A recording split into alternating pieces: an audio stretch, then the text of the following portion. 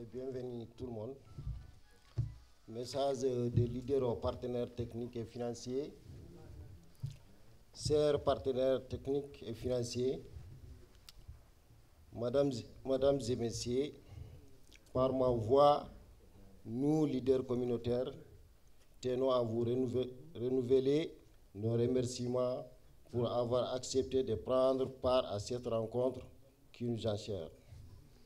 Messieurs et Madame, au cours de cette dernière décennie, notre pays est en proie à des urgences sécuritaires, économiques et sociales.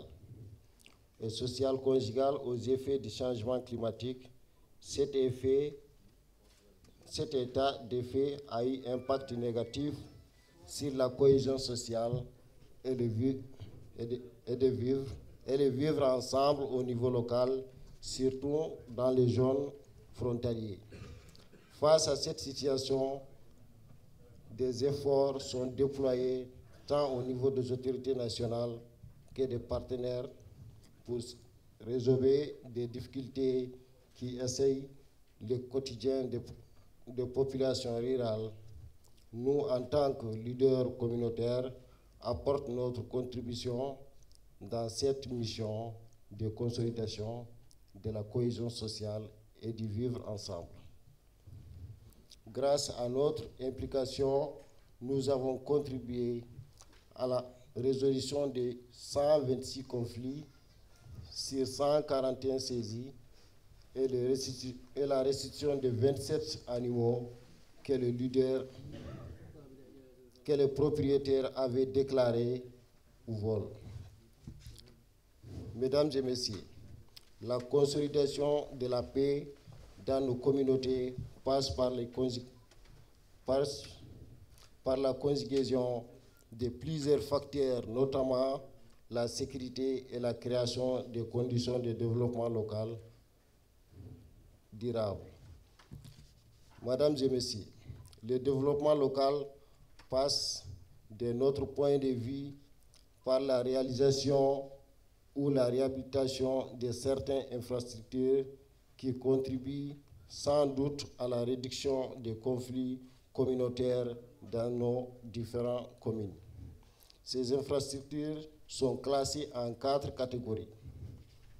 Les infrastructures hydrauliques, comme les puits pastoraux, les forages équipés en châteaux d'eau et en énergie solaire et la réhabilitation des points d'eau.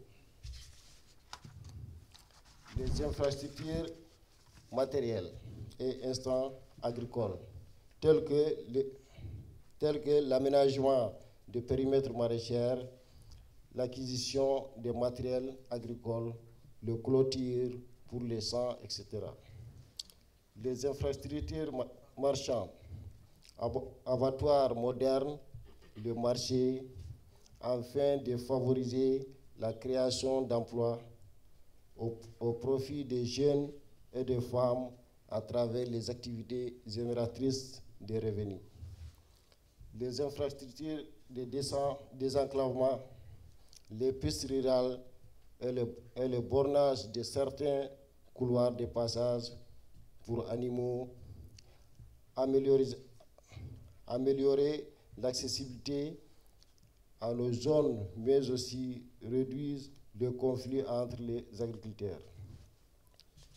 Les infrastructures contribuent fortement à créer des emplois, mais aussi des richesses et favorisent la relance économique dans notre différentes régions, à mobilité des populations pour ce qui est des routes, mais ces infrastructures permettent surtout de fixer les jeunes sur les terroirs et réduisent le nombre de candidats à l'immigration et le chômage. Chers partenaires techniques et financiers, l'expression de ces besoins se justifie par la spécificité de nos différentes communes, notamment l'enclavement. Nous savons que vous faites déjà beaucoup pour le pays et vous menez aussi des efforts dans nos régions respectives, mais nous voulons saisir ces cadres d'échange pour retirer nos besoins et vous rappeler l'urgence de leur réhabilitation. Ces besoins sont exprimés par nos communautés et reflètent leur attente en infrastructure. Nous voulons déjà vous rassurer que nous, leaders communautaires, sommes disponibles à mobiliser les populations afin d'apporter notre contribution dans les réalisations de ces infrastructures si d'aventure nous sommes sollicités pour une tâche spécifique. Nous pouvons assurer le suivi de la réalisation des ouvrages, leur entretien par la mise en place d'instances, la gestion rigoureuse. C'est dire que la ressource humaine est disponible. Chers partenaires techniques et financiers, telles sont nos doléances à votre endroit. Vos appuis peuvent être multiples et multiformes. Nous formulons le vœu de ces doléances. Trouvons un écho favorable et puisse être réalisé afin de redonner espoir aux milliers de personnes qui sont dans l'attente et les besoins. Merci pour votre aimable attention.